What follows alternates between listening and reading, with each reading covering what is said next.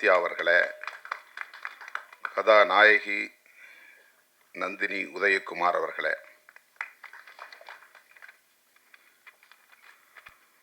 இந்த நிகழ்வில் பங்கேற்று உணர்ச்சிகரமாக இங்கே உரையாற்றி அமர்ந்திருக்கிற தமிழக வாழ்வுரிமை கட்சியின் தலைவர், சட்டமன்ற உறுப்பினர் அன்பு இளவல் தி வேல்முருகன் அவர்களே, திரைப்பட இயக்குனர் ஊமை விழிகள் புகழ் திருமிகு அரவிந்த் ராஜ் அவர்களே, நமது பெருமதிப்பிற்குரிய கலைமாமணி அண்ணன் டாக்டர் ஜாக்குவார் தங்கம் அவர்களே, தமிழ்நாடு திரைப்பட சிறு முதலீட்டு தயாரிப்பாளர்கள் சங்கத்தின் தலைவர் திருமிகு ஆர்.கே. அன்புச்செல்வன் அவர்களே, திரைப்பட தயாரிப்பாளர் ரங்கராஜன் அவர்களே, கடலூர் பி. ராஜா அவர்களே, திரைப்பட தயாரிப்பாளர் திரு அனீஷ் பிரபு அவர்களே, திரைப்பட இயக்குனர் அன்பு சகோதரர் செல்வகுமாரன் அவர்களே, கடலூர் மாநகர மாமன்ற உறுப்பினர் திரு சக்திவேல் அவர்களே, கடலூர் திருமதி மதுரம் அம்மா அவர்களே, மற்றும் இந்த நிகழ்வில் பங்கேற்று இதனை சிறப்பித்துக் கொண்டிருக்கிற திரை கலைஞர்களே, திரளாக கூடியிருக்கிற தமிழ் சொந்தங்களே, உங்கள் அனைவருக்கும் என்னுடைய பணிவார்ந்த வணக்கத்தை தெரிவித்துக் கொள்கிறேன். அண்ணன் ஜாக்குவார் தங்கம் அவர்கள் சொன்னதைப் போல, இந்த காலச்சூழலில் ஈழத்தமிழர்களை பற்றி திரைப்படம் எடுக்க வேண்டும் என்று சிந்தித்ததே பாராட்டுதலுக்குரியது, போற்றுதலுக்குரியது. அந்த வகையில் தயாரிப்பாளர், இயக்குனர் உள்ளிட்ட அனைவரையும் நான் நெஞ்சார பாராட்டுகிறேன், வாழ்த்துகிறேன். அதிலும் மிக முக்கியத்துவம் வாய்ந்த ஒரு பிரச்சனையை இயக்குனர் தொட்டிருக்கிறார். இரட்டை குடியுரிமை என்கிற ஒரு கோரிக்கை. நம்முடைய ஒன்றிய அரசு, பாஜக அரசு சிஏஏ என்ற ஒரு சட்டத்தை கொண்டு வந்ததை நாம் அறிவோம். அந்த சட்டம் ஈழத்திலிருந்து வரக்கூடிய தமிழர்களுக்கு குடியுரிமை தர முடியாது என்று திட்டவட்டமாக தெரிவித்திருக்கிறது. அப்படி ஒரு சட்டமே வந்துவிட்டது. அண்டை மாநிலங்களிலிருந்து வரக்கூடிய, தஞ்சம் புகக்கூடிய, அகதிகளாக வரக்கூடியவர்களுக்கு, முஸ்லீம்களுக்கும் ஈழத்தமிழர்களுக்கும் குடியுரிமை தர முடியாது என்று சட்டம் கொண்டு வந்திருக்கிறார்கள். இப்போது அது நடைமுறையிலே நிறைவேற்றப்பட்டு நடைமுறையிலே இருக்கிறது. இன்னும் அதை தீவிரப்படுத்தவில்லை. இப்படிப்பட்ட ஒரு சூழலில் இந்த கருப்பொருளை கதை களமாக்கி இருப்பது மிகவும் முக்கியத்துவம் வாய்ந்ததாக இருக்கிறது. நம்முடைய வேல்முருகன் அவர்கள் சொன்னதைப் போல, இரட்டை குடியுரிமை தொடர்பாக சிலருக்கு மாற்று கருத்து உண்டு. நான் அவரிடத்திலே சொன்னேன், பேசிக்கொண்டிருந்த போது. ஒரு முறை நான் செய்தியாளர்களை சந்தித்த போது, 1983 தமிழகத்திற்கு தஞ்சம் அடைந்த தமிழ் சொந்தங்கள் இங்கேயே திருமணம் செய்து, இங்கேயே பிள்ளைகளை பெற்று, அவர்களும் திருமணம் செய்து, அவர்களும் இப்போது பிள்ளை பெறக்கூடிய அளவுக்கு 3 தலைமுறை இங்கே வாழக்கூடிய ஒரு நிலை இருக்கிற சூழலில், இங்கேயே பிறந்து இங்கேயே வாழ்ந்து கொண்டிருக்கிற ஈழத்தமிழ் சொந்தங்களுக்கு இரட்டை குடியுரிமை வழங்க வேண்டும் என்ற ஒரு கருத்தை சொன்னேன். அதை சொல்லிவிட்டு நான் பாண்டிச்சேரிக்கு போகிற போது, பாண்டிச்சேரியிலிருந்து சில தோழர்கள் அங்குள்ள முகாமில் இருந்து வந்து என்னை பார்த்தார்கள். நீங்கள் எப்படி அப்படி சொல்லலாம்? நாங்கள் அந்த கோரிக்கையை வைத்தோமா? நாங்கள் எல்லோரும் எங்கள் தாயகத்திற்கு திரும்ப வேண்டும் என்கிற வேட்கையோடு இருக்கிறோம். எங்களுக்கு இங்கே இரட்டை குடியுரிமை தேவையில்லை என்ற ஒரு கருத்தை சொன்னார்கள். 1-2 பேர் அப்படி இருக்கலாம். ஆனால் பலர் இங்கேயே பிறந்து வாழ்ந்து கொண்டிருப்பவர்கள் ஒரு குடியுரிமை என்கிற முக்கியமான கோரிக்கையை உயர்த்தி பிடிக்கிறார்கள். இரட்டை குடியுரிமை அல்லது இந்திய குடியுரிமை. இது மிகவும் முக்கியத்துவம் வாய்ந்த ஒரு பிரச்சனை. இலங்கையிலே 2 வகையான தமிழர்கள், பூர்வீக தமிழர்கள் வடக்கு கிழக்கு மாகாணங்களில் வாழ்கிறார்கள். இந்திய வம்சாவழி தமிழர்கள் மலையகத்தில் வாழ்கிறார்கள். இப்போ நம்முடைய கதாநாயகி நுவரெலியா என்று சொன்னார். நுவரெலியா என்பது அப்கண்ட்ரி, மலையகத்தில், கொழும்புக்கு பக்கத்தில் இருக்கிற மலையகம், கண்டி நுவரெலியா என்ற அந்த பகுதி, தேயிலை தோட்ட பகுதி. இங்கிருந்து சாஸ்திரி காலத்திலே ஒப்பந்தம் போட்டு, சாஸ்திரி பண்டா ஒப்பந்தம் போட்டு தேயிலை தோட்டங்களில் பணியாற்றுவதற்காக லட்சக்கணக்கான மக்களை அழைத்து கொண்டு போனார்கள். 10 லட்சம் பேர் அழைத்து கொண்டு போனார்கள். அவர்களெல்லாம் அங்கே தோட்டத்திலே தொழிலாளர்களாக லயம் என்கிற இடத்திலே, லயம்னா குதிரைகள் கட்டுகிற இடத்திற்கு பெயர் லயம், அதுதான் மக்களுடைய குடியிருப்புக்கும் பெயர். இன்றைக்கும் அப்படித்தான் அவர்கள் வாழ்ந்து கொண்டிருக்கிறார்கள். பிரிட்டிஷ் காலத்திலே கொண்டு போனார்கள். அதுக்கு பிறகு வந்த ஒப்பந்தம் தான் பண்டா சாஸ்திரி ஒப்பந்தம். அந்த ஒப்பந்தத்தின்படி 50% பேரை தமிழ்நாட்டுக்கு அனுப்பிவிட்டார்கள், இந்தியாவுக்கு அனுப்பிவிட்டார்கள். அவர்களுக்கு பெயர்தான் இந்திய வம்சாவழி தமிழர்கள். ஆங்கிலத்தில் ரீபேட்ரியாட்ஸ், தாயகம் திரும்பிய தமிழர்கள். அவர்கள் தமிழ்நாட்டை சார்ந்தவர்கள், இந்திய குடியுரிமை உள்ளவர்கள், வேலைக்காக அங்கே போனவர்கள். பிறகு அந்த அரசு எங்களுக்கு இவர்களெல்லாம் வேண்டாம், இவர்களுக்கு எங்களால் குடியுரிமை எல்லாம் தர முடியாது என்று ஒரு ஒப்பந்தம் போட்டு திரும்ப 5 லட்சம் பேரை அனுப்பிவிடுகிறார்கள். எஞ்சியவர்களுக்கு அங்கே குடியுரிமை தராமல் நீண்ட காலம் இருந்தது. அப்கண்ட்ரியிலே இருக்கிற மக்களுக்கு குடியுரிமை தரப்படாமல் நீண்ட காலம் போராடி போராடி இப்போது குடியுரிமை பெற்றுவிட்டார்கள். இது பூர்வீக குடி தமிழர்கள் அல்ல. வடக்கு கிழக்கு மாகாணங்களில், யாழ்ப்பாணம் சொல்கிறோம் இல்லையா, வன்னி சொல்கிறோம், அது வடக்கு மாகாணம். மட்டக்களப்பு, அம்பாறை, அது கிழக்கு மாகாணம். இது ரெண்டும் சேர்ந்து தான் ஈழம், தாயகம், தமிழ் ஈழம், வடக்கு கிழக்கு மாகாணங்கள். அந்த வடக்கு கிழக்கு மாகாணத்தை சார்ந்த தமிழர்கள் தான் பூர்வீக தமிழர்கள். சிங்களவர்கள் அங்கே குடியேறுவதற்கு முன்பு இலங்கை முழுவதும் சேர்ந்து வாழ்ந்த, பறந்து வாழ்ந்த குடிமக்கள் தமிழர்கள். இதை அல்லாமல் இன்னொரு தமிழர்கள் இருக்கிறாங்க. அவங்க யாருன்னா, கொழும்பிலே வணிகம் செய்து கொண்டு அங்கேயே போய் செட்டில் ஆன தமிழர்கள். தமிழ்நாட்டை சார்ந்தவங்க அங்கே போய் பிஸ்னஸ் பண்ணுறாங்க, டெக்ஸ்டைல் பிஸ்னஸ் பண்ணுறாங்க, பலசரக்கு வியாபாரம் பண்ணுறாங்க, பல வகையான வியாபாரங்களை பண்ணிவிட்டு அங்கேயே போய் செட்டில் ஆகிடுறாங்க. அவங்க வம்சாவழி தமிழர் அப்படின்னு சொல்ல முடியாது. ஏன்னா அப்பப்போ போயிட்டு வந்துடுறாங்க, அங்கே வீடும் இருக்குது, அவங்களுக்கு அங்கேயே பிஸ்னஸ் இருக்குது. யாழ்ப்பாணத்திலும் அந்த வடக்கு மாகாணத்திலும் கிழக்கு மாகாணத்திலும் வாழக்கூடியவர்கள் அந்த மண்ணின் மைந்தர்கள். நம் நாடு பூகம்பத்தால் 2ஆக பிளந்த போது லெமுரியா கண்ணு அழிஞ்சு போச்சுன்னு சொன்னாங்க இல்லையா, அழிஞ்சது போக எஞ்சிய பகுதி தான் தீவாக இருக்குது. அப்போல்லாம் இதெல்லாம் சேர்ந்து ஒரே நிலப்பரப்பாக இருந்தது.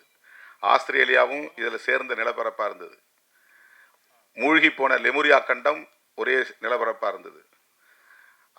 அப்படிப்பட்ட காலத்தில் லெமுரியா உள்ளே போயிருச்சு, பகுருளி ஆறு உள்ளே போயிருச்சு, எஞ்சிய பகுதி தீவாக இருக்குது. அந்த தீவு இன்னைக்கு நமக்கு இன்னொரு நாடு, ஆனால் அன்னைக்கு ஒரே நிலப்பரப்பாக இருந்தது. அப்போ நாம் எல்லாம் ஒன்றா சேர்ந்து வாழ்ந்த காலம், நம்முடைய முன்னோர்கள் எல்லாம் ஒரே நிலப்பரப்பாக இருந்தது. இப்போ திடீர்னு இப்போ தமிழ்நாடு 2ஆக பிளந்துருதுன்னு வச்சுங்க, சென்னைக்குள்ளே வெள்ளம் புகுந்துருது, 2ஆக பிளந்துருது. பிளந்த பகுதி ஒரு பகுதி உள்ளே போயிடும், ஒரு பகுதி தீவாக மாறிடும், இன்னொரு பகுதி இந்த இந்தியாவோட இணைஞ்சு நிற்கும், தெற்கான தட்சிண பூமியோட இணைஞ்சு நிற்கும். சென்னை, செங்கல்பட்டு, காஞ்சிபுரம், திருவள்ளூர்லாம் இதோட இணைஞ்சிருக்கும்.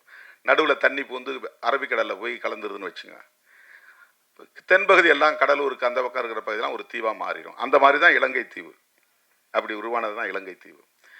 ஆகவே அந்த இலங்கை தீவிலே வாழ்ந்த மக்கள் ஏற்கனவே இந்த நிலப்பரப்பில் பூர்வீகமாக வாழ்ந்தவர்கள்.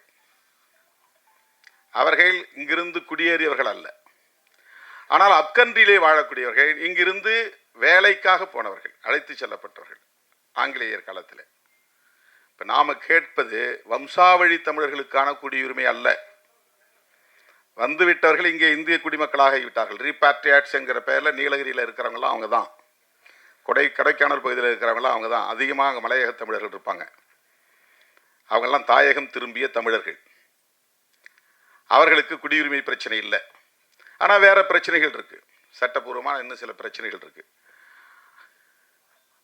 கண்டி, நுவரெலியா போன்ற பகுதிகளிலே தங்கியிருப்பவர்கள், இங்கிருந்து போனவர்கள் இப்போது அங்கே குடியுரிமை வாங்கி கொண்டார்கள். இப்போ அவங்க எல்லாம் ஸ்ரீலங்கன் சிட்டிசன்ஸ். 1983 கலவரம் ஏற்பட்ட போது, ஜூலை கலவரம் ஏற்பட்ட போது, அங்கிருந்து படகுகளே வந்து இங்கே தஞ்சம் புகுந்தவர்கள் 83 தொடர்ச்சியா கலவரம் நடக்கிற போதெல்லாம், வன்முறைகள் நடக்கிற போதெல்லாம் உயிர் தப்பி பிழைத்து இங்கே வந்தவர்கள் இங்கேயே தங்கிவிட்டார்கள். இப்போ இங்கே இருக்கிறவங்களோடவே திருமணம் பண்ணிக்கிட்டாங்க. இந்திய குடியுரிமை பெற்றவர்களோடவே திருமணம், ஆணோ பெண்ணோ திருமணம் பண்ணிக்கிறாங்க. இப்போ முகாம்கள் இருக்கிறாங்க. முகாம்கள் இருந்த நிலைமைகளை நம்முடைய வேல்முருகன் அவர்கள் மிகுந்த உருக்கத்தோடு சொன்னார். போராடி எப்படியெல்லாம் அவங்களுக்கு வீடுகள் கட்டித்தரணும், அவங்களுக்கு வழங்கப்பட்ட மாதாந்திர படி. நான் ஒரு முறை காட்டுமன்னார்குடியில் போய் ஒரு முகாம் பார்த்தேன். ஒரு சின்ன ஒரு ஹால், அதுக்குள்ளே புடவையால் தான் தனித்தனி வீடு மாதிரி மறித்து புடவை தான் வால் மாதிரி சாரீஸாலே அப்படியே கட்டிக்கிட்டு அதுக்குள்ளே தான் ஒரு குடும்பம். அது மாதிரி இன்னொரு தடுப்பு கட்டியிருப்பாங்க, அதுக்குள்ளே ஒரு குடும்பம். அவங்களுக்கு தனி வீடே இல்லை. மொத்தத்தில் ஒரு டார்மிட்ரி மாதிரி ஒரே ஹால். அந்த ஹாலுக்குள்ளே வந்து பிளைவுட் போட்டு கூட தடுத்து கொடுக்கல, அவங்களே துணியால் வந்து தடுத்து குடியிருந்தாங்க. அவங்க ஊருக்கு பக்கத்தில் அம்பலவாணன்பேட்டையில் ஒரு முகாம் இருந்துச்சு. காட்டு சாகை புலியூர் பக்கத்தில் அங்கே ஒரு முகாம் இன்றைக்கி இருக்குது. அந்த முகாமுக்கு போய் நானும் கட்சியில் பொதுச் செயலாளர் ரவிக்குமார்லாம் போய் பார்த்தோம். அந்த மாதிரி ஒரு 5-6 முகாம்களை பார்த்துட்டு ஒரு ரிப்போர்ட்டு போய் அன்றைக்கு டாக்டர் கலைஞர்கிட்ட கொடுத்தோம். அவங்களுக்கு மாதம் வழங்கக்கூடிய அந்த தொகை, உதவித்தொகை பத்தாது, அதை உயர்த்தணும். விடுதலை சிறுத்தைகள் கட்சியினுடைய கோரிக்கையை ஏற்று கலைஞர் அது வந்து 300 ரூபாய் 400 ரூபாய் இருந்தது வந்து 600 ரூபா உயர்த்தினார். இன்றைக்கி 1000 ரூபாய்க்கு மேலே வந்துருச்சு, உயர்த்திட்டாங்க. இப்போ அதுக்கு பிறகு தான் வீடுகள்லாம் கட்டணுங்கிற கோரிக்கைகள்லாம் வேல்முருகன் அவர்கள் சொன்னது மாதிரி நம்ம எல்லாம் சேர்ந்து குரல் கொடுத்து இன்றைக்கி வீடுகள் கட்டி கொடுக்குறாங்க. இந்த முகாம்களை இல்லாமல் வெளியே வந்து அரசு அனுமதியோடு தங்கியிருக்கிறாங்க பல பேர். மொத்தத்தில் தமிழ்நாட்டுக்குள்ள 1,00,000 பேர் தான் இருப்பாங்க. அவங்களுக்கே இங்கே நம்மளால் வந்து நல்ல வீடு கட்டி தர முடியல. ஆஸ்திரேலியாவோட தரக்கூடிய மரியாதை இந்தியாவில் கிடையாது. கனடாவில் அப்படி தஞ்சம் புகுந்த ஈழத்தமிழர்களுக்கு தரப்படுகிற உரிமைகள், வசதிகள், அவங்களுக்கு வேலை கிடைக்கிற வரலையும் எத்தனை பேர் குடும்பத்தில் இருந்தாலும் அத்தனை பேருக்கும் வந்து அரசாங்கம் சாப்பாட்டு செலவிலிருந்து அத்தனை செலவையும் அரசாங்கம் ஏற்றுக்கொள்கிறது. இங்கிலாந்தில் அந்த மாதிரி. இங்கே புலிகளோடு தொடர்பில் இருந்தால் தூக்கி அடிச்சிடறான், அங்கே புலிகளோட தொடர்பில் இருந்தால் குடியுரிமையை தரான். ஐரோப்பிய நாடுகளில் நான் புலிகள் இயக்கத்தில் இருந்தேன், போராட்டத்தில் இருந்தேன் அப்படின்னு சர்டிஃபிகேட்னால நிறைய சர்டிஃபிகேட் கொடுத்துருக்குறேன். அந்த மாதிரி ஒரு எம்பிங்கிற முறையில் வர்றவங்களுக்கு வந்து ஃப்ரான்ஸ்லேயே ஐரோப்பியில் ஏதாவது ஒரு நாட்டில் அவங்க போய் தங்கணும்னா, இவர் வந்து ஈழ விடுதலை போராட்டத்தில் ஈடுபட்டவர், ஆயுத குழுக்களோட தொடர்பில் இருந்தவர், அதனால் இவர் இலங்கைக்கு போனால் இவரை கைது செய்து விடுவார்கள் அல்லது கொன்று விடுவார்கள், எனவே இவரை உங்கள் நாட்டில் அடைக்கலம் தந்து அவருக்கு ஏற்றுக்கொள்ளுங்கள் அப்படின்னு நம்ம கடிதம் கொடுக்கணும். அதை வந்து இங்கிலாந்தில் ஏற்றுக்கிறாங்க, ஐரோப்பிய நாடுகளில் ஏற்றுக்கொள்கிறார்கள், அமெரிக்காவில் ஏற்றுக்கொள்கிறார்கள், கனடாவில் ஏற்றுக்கொள்கிறார்கள். இந்தியாவில் புலிகளோட தொடர்பில் இருந்தால் அடுத்த செகண்டே தூக்கி அனுப்பிச்சி விட்ருவாங்க. கைது பண்ணால் அவர் சொன்ன மாதிரி சிறப்பு முகாமில் போட்டுறாங்க. எந்த குற்றமும் செய்ய மாட்டாங்க, சாதாரண குற்றம்தான். அதுக்கு என்ன காரணம்னா, இந்திய ஒன்றிய அரசின் வெளி விவகார கொள்கை தான் முக்கியமான காரணம். இந்த குடியுரிமையை பொறுத்தவரையில் தமிழ்நாடு அரசுக்கு எந்த மாநில அரசுக்கும் அதிகாரம் கிடையாது. சட்டமன்றத்தில் ஒரு தீர்மானம் நிறைவேற்றலாம். இப்போ கூட அவர் சொன்னார் இல்லையா, நான் செஞ்சி கூட்டத்தில் பேசினேன், தீர்மானம் நிறைவேற்றுங்கன்னு, தமிழிடம்தான் ஒரே தீர்வுன்னு சட்டமன்றத்தில் தீர்மானம் நிறைவேற்றுங்க. அந்த மாதிரி இரட்டை குடியுரிமை வழங்குங்கள் என்று தமிழ்நாடு சட்டமன்றத்திலே தீர்மானம் நிறைவேற்ற முடியும்.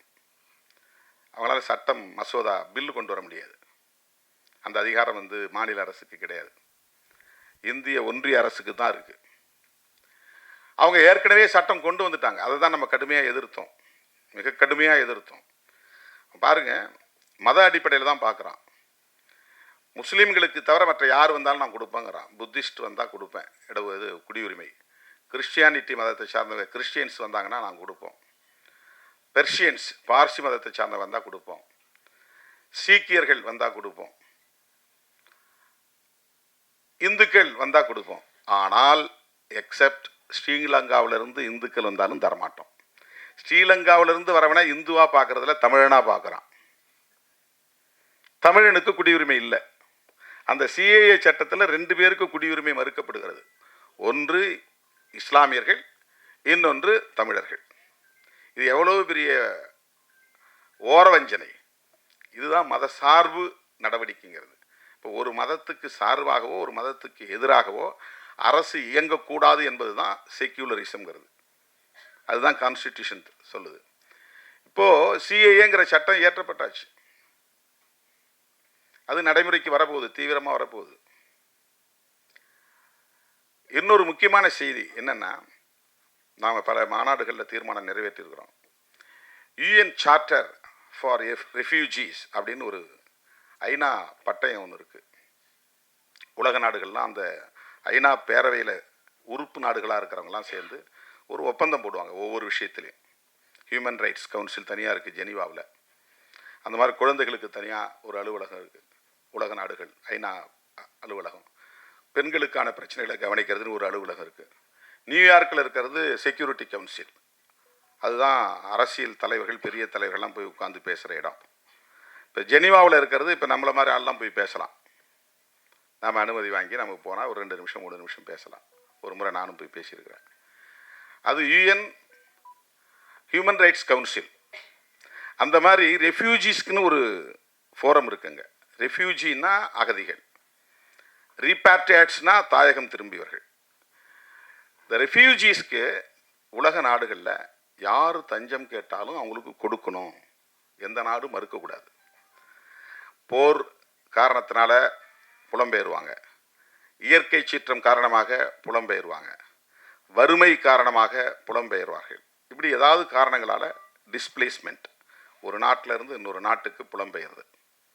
அந்த நாட்டுக்கு தஞ்சம் புகிற போது அவங்கள ரிஜெக்ட் பண்ணக்கூடாது, அவங்கள வரவேற்கணும்.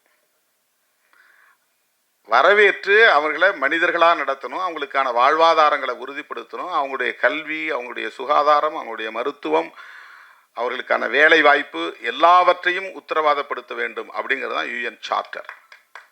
அது உலக நாடுகள்லாம் ஒன்றா சேர்ந்து உருவாக்கி இருக்கிற ஒரு சார்ட்டர். சார்ட்டர்னா அது ஒப்பந்த பத்திரம் மாதிரி, ஒப்பந்த பட்டயம். அது அதில் கையெழுத்திடாத நாடு இந்தியா. மற்ற நாடுகள்லாம் கையெழுத்திட்டு இருக்கிறாங்க. ஏன்னா இவனுக்கு அண்டை மாநிலங்களிலிருந்து நிறைய உள்ள நுழையிறாங்க. அவங்களெல்லாம் இங்கே வச்சுக்கிட்டு எங்களால் இடம் கொடுக்க முடியாது, உரிமைகள் தர முடியாது. அந்த மாதிரி புலம்பெயரக்கூடியவர்களை உள்வாங்க முடியாது, ஏற்றுக்கொள்ள முடியாதுங்கிற நிலைப்பாடு அந்த காலத்திலிருந்து இருக்குது, இன்னமும் இருக்குது.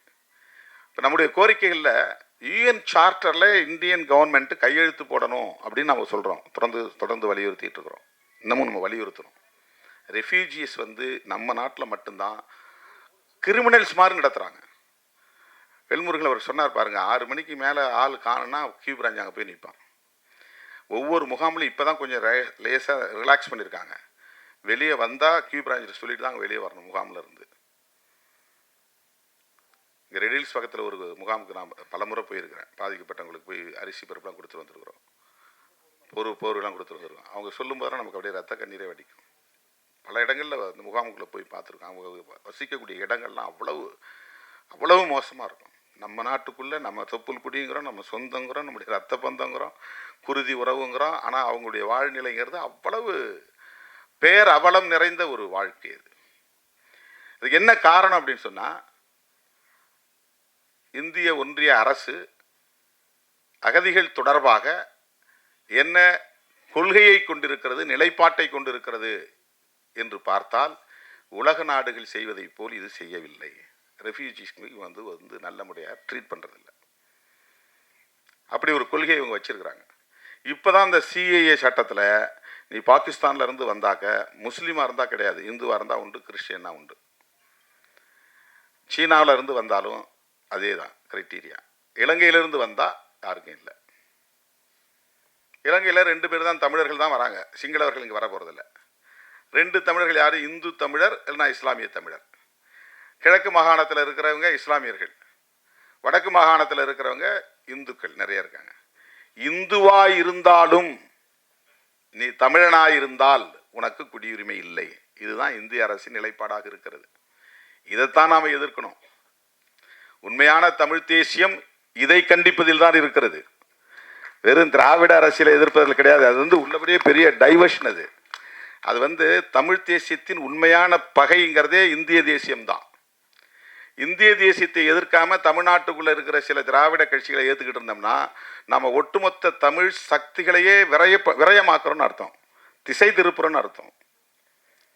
தமிழ் தேசியம்ங்கிறது ரெண்டு கண்டென்ட் இருக்கணும். ஒன்று, எங்களுக்கு தனி தேசம் வேண்டும், எப்படி தமிழ் தனி ஈழம் வேண்டுங்கிற கோரிக்கை இருக்கும். அந்த கோரிக்கை இருந்தால் தான் தமிழ் தேசியம் பேசுறதுக்கான முழுமை பெறுவது. அப்படி பேச முடியாது. சரி. ரெண்டாவது, உண்மையான எதிரி யாருன்னு அடையாளம் காட்டணும். உண்மையான எதிரி எந்த மொழிவழி தேசியத்தையும் ஏற்காத இந்திய தேசியம்தான். இந்திய தேசியத்தை பற்றி எதுவுமே பேசாம, அங்க ஆதிக்கம் செலுத்தக்கூடியவர்களை பற்றி எதுவுமே பேசாம, சிஏஏ சட்டம் கொண்டு வந்திருக்கிற அந்த ஆட்சியாளர்களை பேசாம நாம நமக்குள்ள விமர்சனம் பண்ணிக்கிட்டு இருந்தோம்னா இது மொத்தத்தில் திசை திருப்புகிற ஒரு அணுகுமுறையாக தான் அமையும். ஆகவே ஈழத்தமிழர்களுடைய பிரச்சனையை நாம் பேசுகிற போது அது தமிழ் தேசியத்தில் ஒரு அங்கம்தான். ஈழத்தமிழர்களின் நலன்கள் குறித்து நாம் பேசுகிறோம் என்றால் தமிழ் தேசிய அரசியலில் அதுவும் ஒரு முக்கியமான பகுதி. இப்போ அவங்களுடைய நலன்கள் என்பது அவங்களுக்கு எங்களுக்கு மாதிரி பரிதாபத்தின் அடிப்படையில் சில வசதிகளை செஞ்சு கொடுங்கிறது அல்ல. அவங்களுடைய நலன் ஒன்று தான், தமிழ் ஈழம்.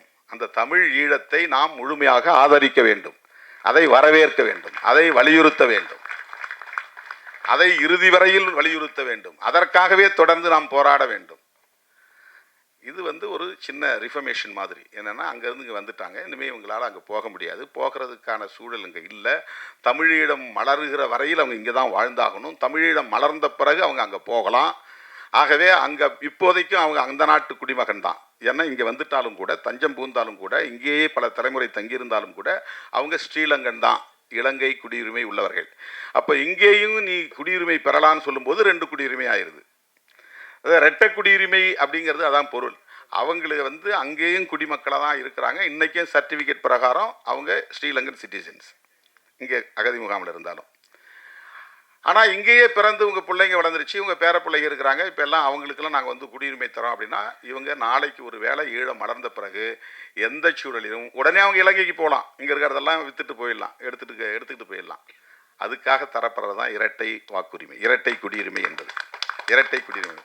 எனவே இதையும் சேர்த்து பேசுவது தான் தமிழ் தேசியத்தின் இன்னொரு அங்கம். நான் வேல்முருகன் அவர்கிட்ட பேசிட்டு போது சொன்னேன், பத்திரக்கோட்டை, இந்த தயாரிப்பாளர் பத்திரக்கோட்டை என்னாரு பாருங்க, உங்கள் அரசியல் தாக்கம் தான் அவரை இந்த இடத்துல கொண்டாந்து நிறுத்திருக்கு. நீங்கள் பேசுகிற அரசியலின் தாக்கம் தான் இன்றைக்கி இப்படி ஒரு படத்தை எடுக்கிறதுக்கு அவர் உடன்பட்டு நிற்கிறார். ஒரு சயின்டிஸ்ட்டு, எனக்கு என்ன இதில் சம்மந்தம், அவர் போய் செட்டில்டு அவர் லைஃப்பில், அவருக்குன்னு ஒரு சமூக தகுதி இருக்குது, பர்சனலாக அவர் ஒரு நல்ல குவாலிஃபைடாக இருக்கிறாரு.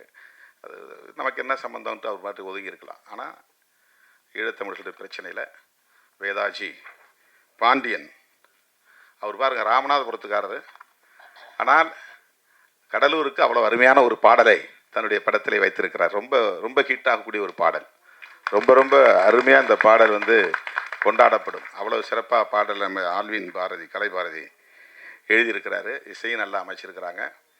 இதில் படத்தை முழுசாக பார்த்தா தான் நம்ம இந்த படத்தினுடைய அருமைகளை இன்னும் விரிவாக பேச முடியும். என்றாலும் கூட இந்த கருப்பொருள் மிகவும் பாராட்டுதலுக்குரியது. வேதாஜின்னோடனே எனக்கு ஒரு நெருடல் இருந்துச்சு. வேதம்னு வேற இருக்குது, ஜின்னு வேற இருக்குது. என்னங்க இது, என்ன நீங்கள் நேதாஜி மாதிரி வேதாஜின்னு பேர் வச்சுருக்கிறீங்க, என்ன விஷயம்னு கேட்டேன். இல்லை, எங்கள் அப்பா பேர் வேதமணின்னாரு. வெறிக்கிறப்ப வேத பாண்டியன், நீங்கள் வேதமணி பாண்டியன், பாண்டியன் தான் அவருடைய இயற்பெயர். ஆனால் ஜி இருந்தாலும் வேதம் இருந்தாலும் அவர் தமிழ் தேசிய உணர்வாளர், தமிழ் பற்றாளர், ஈழத்தமிழர்களுக்காக சிந்தித்து ஒரு படத்தையே தன்னுடைய சொந்த முயற்சியில் இதை தயாரித்திருக்கிறார் அல்லது இயக்கியிருக்கிறார் என்பது பெருமை அளிக்கிறது. அவருடைய முயற்சிகள் வெற்றி பெற இந்த குழுவினர் தொடர்ந்து இன்னும் அடுத்தடுத்த படங்களை நீங்கள் சேர்ந்து செயல்படணும். இதே தயாரிப்பாளர், இதே இயக்குனர், இதே இசையமைப்பாளர், இதே திரைக்கலைஞர்கள் எல்லாம் ஒன்றா சேர்ந்து, ஏன்னா உங்களுக்கு ஒரு நல்ல விஷன் இருக்குது, ஒரு பார்வை இருக்குது, தமிழ் தேசிய பார்வை இருக்கிறது. அந்த அடிப்படையில் அடுத்தடுத்த படங்களை நீங்கள் இன்னும் தமிழ் சமூகத்திற்கு உருவாக்கி தர வேண்டும், படைத்து தர வேண்டும். அதில் மாபெரும் வெற்றியை பெற வேண்டும். அண்ணன் ஜாக்குவார் தங்கம் அவர்களை பற்றி ஒரு வார்த்தை. அவர் மிக தீவிரமான தமிழ் பற்றாளர், தமிழர் என்கிற உணர்வுள்ளவர். எந்த மேடையிலும் தமிழன் வென்றே தீருவான் என்று உரத்து முழங்கக்கூடியவர். வேல்முருகன் அவர்கள் சொன்னதை நான் வழிமொழிகிறேன். நாங்கள் உங்களுக்கு பாதுகாப்பாக இருப்போம், நீங்கள் எங்களுக்கு பாதுகாப்பு. நான் உங்களை உடனே டிஜிபிட்ட அழைச்சிட்டு போய் உங்களுக்கு கட்டாயமாக ஒரு பிஸ்டல் வாங்கி தர்றதுக்கு உரிமம் நானும் வேல்முருகன் அவர்கள் நிச்சயமாக உங்களை அழைச்சிட்டு போய் அதிகாரிகிட்ட பேசி உங்களுடைய பாதுகாப்பை உறுதிப்படுத்துவோம். அதெல்லாம் யாரும் உங்களை, நீங்களே பெரிய போராளி தான். ஜாக்குவார்னா என்ன அர்த்தம் தெரியுங்களா? ஜாக்குவார்னா சிறுத்தைன்னு அர்த்தம். நீங்கள் சிறுத்தை தங்கம். ஜாக்குவாருங்கிறது வந்து உண்மையிலே அது சிறுத்தைன்னு தான் அதுக்கு பொருள். டைகர்னா புலி, லயன்னா சிங்கம். ஜாக்குவார் அப்படின்னா சிறுத்தை. ஏன்னா அவ்வளவு ஃபாஸ்ட், அது பயங்கர ஸ்பீடு. இவர் சண்டையில் அப்படி தானே ஸ்பீடாக பண்ணுவார். அதனால தான் அவருக்கு ஜாக்குவார் தங்கம். ஆமாம், இப்போ அவருக்கு வயசு 70க்கு மேலே ஆகுது. எப்படி இருக்கார் பாருங்க. 73 வயசாகுது. அப்படி வந்து அவர் இதெல்லாம் ஆக்ஷன்லாம் பண்ணும்போது நான் மிரண்டுட்டேன். ஒரு 2-3 வீடியோ போட்டு காட்டினார் வீட்டில் போயிட்டு. ஐயோ அப்பா என்ன ஆளை விடுங்க, நான் கிளம்புறேன், எங்களால் ஒரு சின்ன யோகா கூட இப்படி பண்ண முடியாது. அப்படி வந்து அதனால் உங்களுக்கு வந்து நம்முடைய இளவல் வேல்முருகன் அவர்கள் சொன்னதை நான் வழிமொழிகிறேன். உங்களுக்கு எந்த அச்சுறுத்தலும் இங்கே இருக்காது. நாம் எல்லாம் தமிழர்கள் அத்தனை பேருமே ஒருவருக்கொருவர் பாதுகாப்பாகத்தான் நாம் இருப்போம். அந்த வகையில் அண்ணன் ஜாக்குவார் தங்கம் அவர்களை இந்த நேரத்தில் நான் வாழ்த்தி பாராட்டி, இந்த படக்குழுவினரை நெஞ்சார பாராட்டி வாய்ப்புக்கு நன்றி கூறி முடிக்கிறேன். நன்றி, வணக்கம்.